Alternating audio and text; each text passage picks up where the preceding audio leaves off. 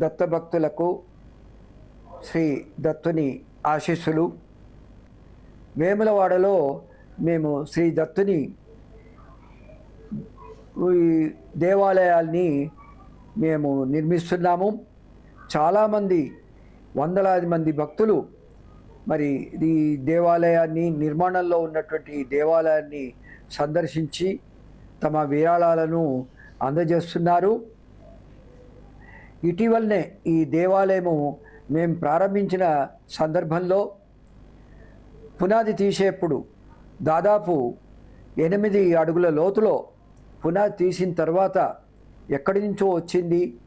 ఆ దత్తాత్రేయుడు సరిగ్గా దత్తాత్రేయుడిని మేము ప్రతిష్ఠించాలనుకున్న ఆ దేవాలయంలోనే దత్తుడు ఒక తాబేలు రూపంలో సజీవంగా అవతరించి మాకందరికీ ఆశ్చర్యాన్ని కలిగించారు.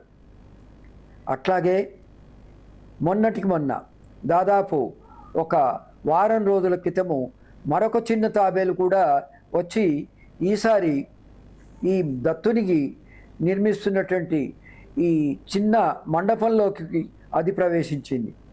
ఈ తాబేళ్ళు ప్రత్యేకంగా ఇంకెక్కడో చాలా విశాలమైన చోటు, ఎక్కడో చుట్టుపక్కల దాదాపు ఒక 2 ఎకరాల స్థలంలో ఉన్నా కానీ అక్కడికే వెళ్లకుండా ఈ దత్తుని స్థావరాన్ని వారు ఉండే చోటికే ఎందుకు వస్తున్నాయో మరి దత్తుని లీలగా భావించి చాలామంది దత్తభక్తులు ఎక్కడెక్కడి నుంచో వచ్చి ఈ క్షేత్రాన్ని సందర్శించి పోతున్నారు. మరి దత్తునికి తమకు వీలైన రీతిలో విరాళాలను సమర్పిస్తున్నారు.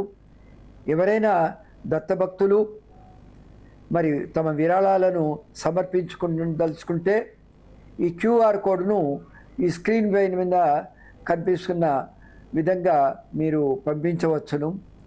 దత్తప్రసాదంగా దత్తకోటి పుస్తకాన్ని, మరి గురుచరిత్ర సంక్షిప్తంగా నాచే వ్రాయబడిన గురుచరిత్రను సంక్షిప్తంగా వ్రాయబడిన పుస్తకాన్ని, దత్తాత్రేయుని షోడశావతారాల పుస్తకాన్ని కూడా దత్తప్రసాదంగా వారికి పంపించడం జరుగుతుంది.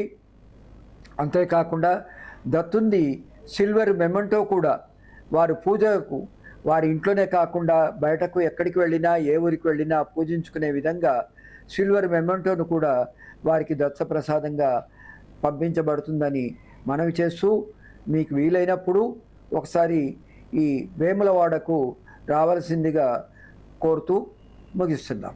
జై గురుదత్త.